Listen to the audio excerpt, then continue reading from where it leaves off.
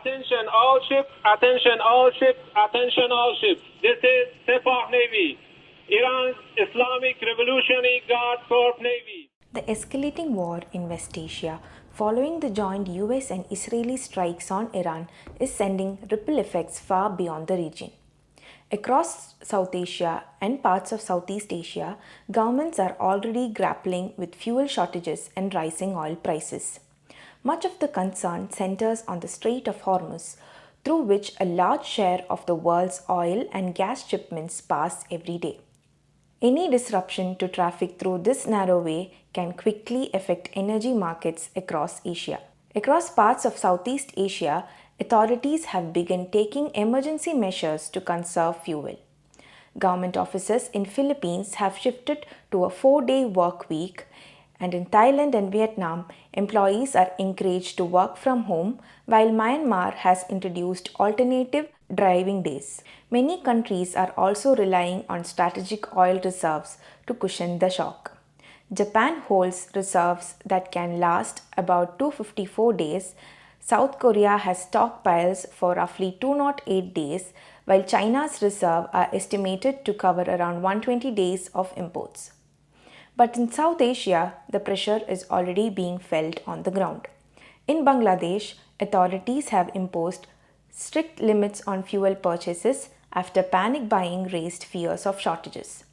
Motorcycles are now restricted to 2 liters of petrol a day. Private cars can buy up to 10 liters. Petrol stations have been instructed to issue receipts showing quantity and price, and must check previous purchase records before refueling vehicles.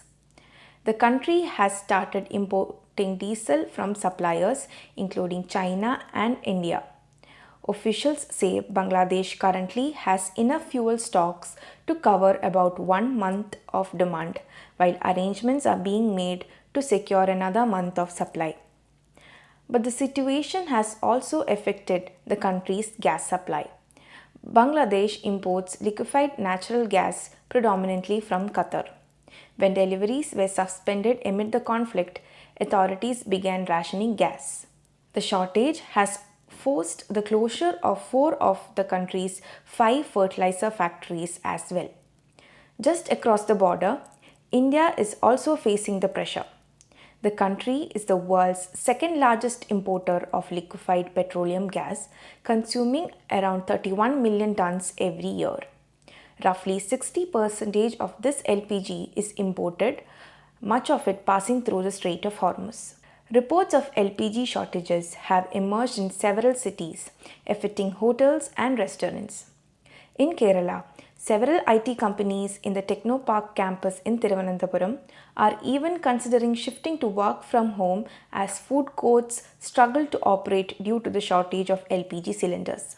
Financial markets are also reacting to the turmoil.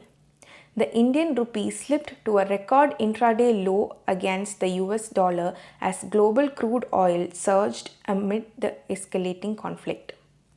Economists warn if oil prices remain high for a long period, the country's external balance and government finances could come under pressure as import bills rise and subsidies increase. For now, though, the government is trying to calm the public frenzy. Union Petroleum Minister Hardeep Singh Puri told Parliament that there is no shortage of petrol, diesel, kerosene, or aviation turbine fuel in the country, adding that India's crude supply remains secure despite the ongoing turmoil in global markets. In neighboring Pakistan, the government has already introduced sweeping austerity measures to conserve fuel. Under the new measure, half of government employees will now work from home on rotating basis, and similar arrangements have been recommended for the private sector. Schools have been closed for 2 weeks, while universities have been asked to shift to online classes. Cabinet ministers and lawmakers have also agreed to give up their salaries and allowances for the next 2 months as part of the austerity plan. Pakistan relies on imports for more than 80% of its oil needs, which makes it particularly vulnerable to disruptions in global supply. Most of Pakistan's liquefied natural gas comes from Qatar, and the disruptions have already pushed up petrol prices at a time when families are preparing for the Eid holiday. Meanwhile, in Sri Lanka, authorities have increased retail fuel prices by more than 8% to discourage panic buying and hoarding. Officials say the country currently has enough diesel and petrol stock to last about 5 weeks. But the big challenge the country faces is that it does not have huge fuel storage facilities, which means it cannot build reserves that can last for several months. Further east, China is also watching the situation closely. As the world's largest importer of crude oil, China buys large quantities of energy from the Persian Gulf, including oil from Iran. However, Beijing has spent years preparing for disruptions in global energy routes.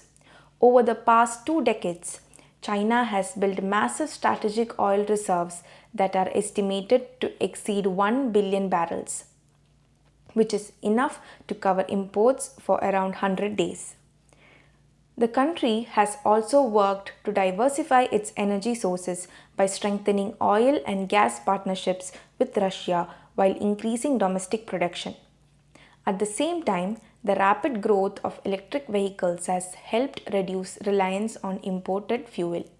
For countries across Asia, the Strait of Hormuz has now turned into a pressure point where geopolitics and energy security collide. And until the conflict eases, the ripple effect of this war will continue to travel far beyond the Gulf.